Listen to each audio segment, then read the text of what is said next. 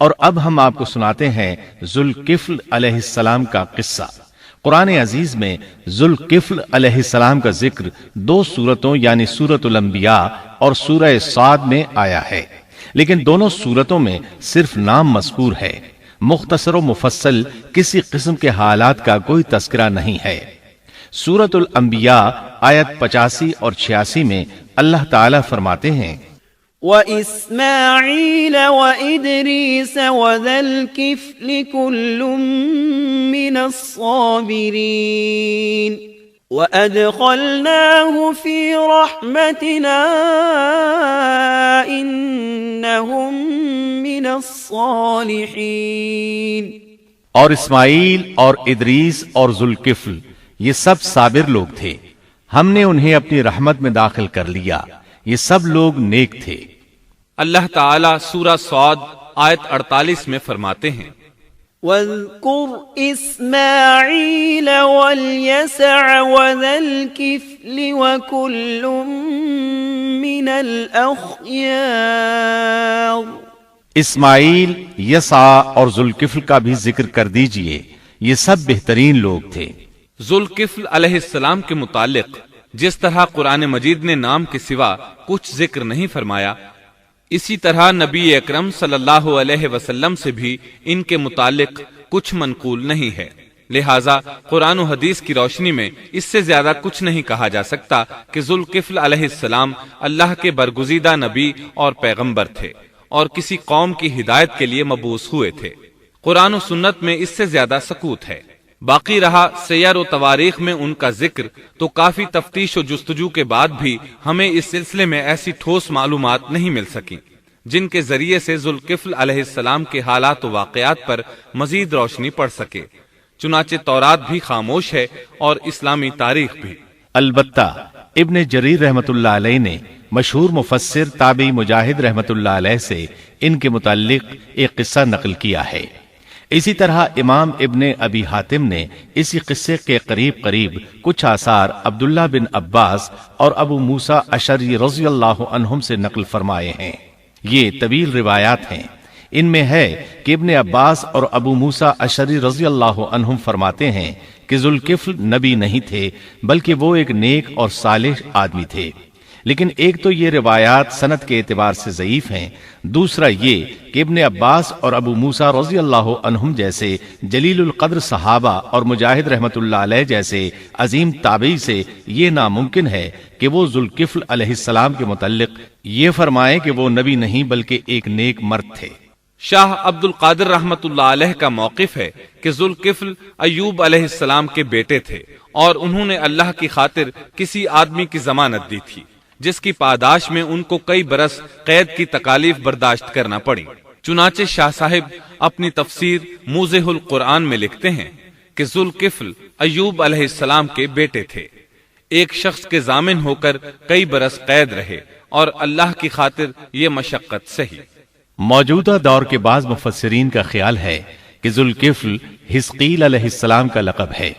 ایک دوسرے مفسر کی عجیب و غریب رائے یہ ہے کہ ذوالکفل گوتم بدھ کا لقب ہے، کیونکہ اس کے دارالسلطنت کا نام کپل تھا، جس کا معرب کفل ہے، اور عربی میں ذو صاحب اور مالک کے لیے آتا ہے، اور صاحب مال کے لیے ذو مال اور مالک شہر کے لیے ذو بلد کے الفاظ کثرت سے استعمال ہوتے ہیں، لہٰذا یہاں بھی کپل کے مالک و بادشاہ کو ذوالکفل کہا گیا ہے۔ اس مفسر نے یہ بھی دعویٰ کیا ہے کہ گوتم بدھ کی اصل تعلیم توحید اور حقیقی اسلام ہی کی تعلیم تھی، مگر اس کی موجودہ صورت دوسرے ادیان کی طرح محرف اور مسخ شدہ ہے،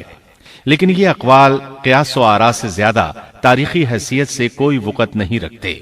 ہم اس تعصب کے قائل نہیں ہیں کہ اگر صحیح تاریخ سے یہ ثابت ہو جائے کہ قرآن نے جن انبیاء کے صرف نام ذکر کیے ہیں ان کا مصداق فلاں برگزیدہ ہستی ہے،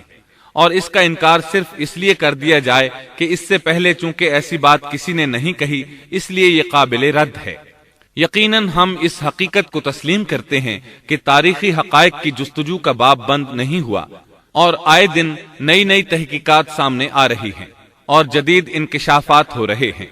بلکہ ان کے ذریعے قرآن مجید اور احادیث رسول کے بیان کردہ واقعات کی تصدیق ہوتی چلی جا رہی ہے۔ ملحد و بے دین لوگ ان کا انکار اس لیے کرتے اور کرتے آ رہے ہیں کہ تاریخ اور فلسفہ ان کا ساتھ نہیں دیتے، لیکن اگر قرآن کریم کی بیان کردہ کسی ہستی کے متعلق مزید انکشافات روشنی میں آئیں تو ہمارے لیے انکار کا باعث نہیں بلکہ مخالفین پر مزید حجت اور دلیل ہیں۔ لیکن اس حقیقت کے اقرار کے باوجود اس سے یہ بھی لازم نہیں آتا کہ کسی واقعے کے متعلق کوئی شخص اگر محض اپنے وہم و گمان اور قیاس و انداز سے بے دلیل کوئی بات کر دے تو ضرور اس کو مان لیا جائے۔ چنانچہ ذوالکفل علیہ السلام کو گوتم بدھ قرار دینا ابھی تک اس سے زیادہ کوئی حیثیت نہیں رکھتا۔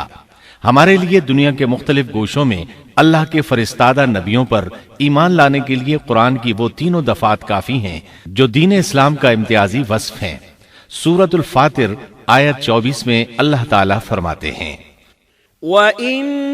مِّنْ أُمَّةٍ إِلَّا خَلَا فِيهَا نَذِيرٌ، اور کوئی امت ایسی نہیں ہوئی جس میں کوئی ڈر سنانے والا نہ گزرا ہو۔ سورۃ المومن آیت 78 میں اللہ تعالیٰ فرماتے ہیں،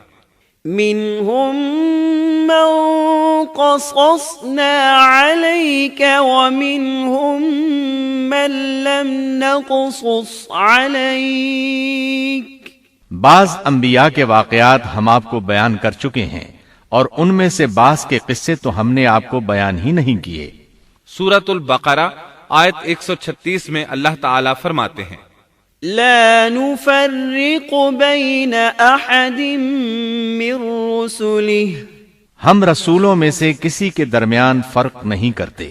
اس لیے ایک مومن کا یہ عقیدہ ہونا چاہیے کہ ہم اللہ کے انبیاء میں سے کسی نبی کے درمیان کوئی فرق نہیں کرتے، یعنی تمام انبیاء پر ایمان لاتے ہیں۔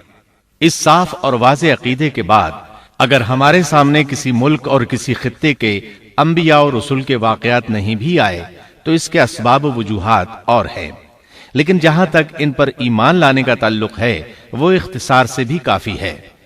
اور ان کی تفصیلات سے آگاہی ہماری رشد و ہدایت کے مقاصد یعنی اللہ پر ایمان اور نیک اعمال کے لیے ضروری نہیں ہے،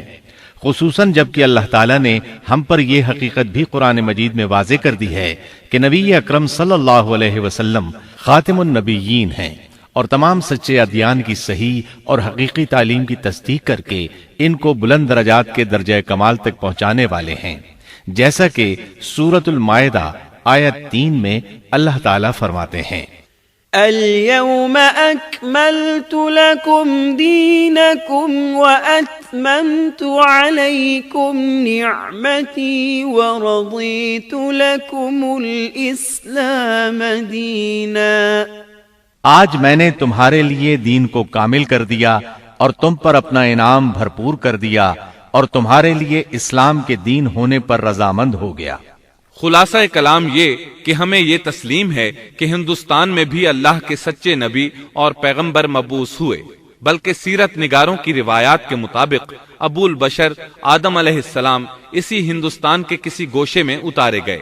لیکن جب تک قرآن و حدیث کی صراحت یا تاریخ کے صحیح دلائل و براہین سے یہ ثابت نہ ہو جائے کہ ذوالکفل گوتم بدھ کا لقب ہے، محض قیاس و آراء کی بنا پر ہم اس کو تسلیم نہیں کرتے، کیونکہ جس طرح کسی نبی کو نہ ماننا کفر کی راہ ہے، اسی طرح کسی غیر نبی کو نبی تسلیم کرنا بھی باطل ہے۔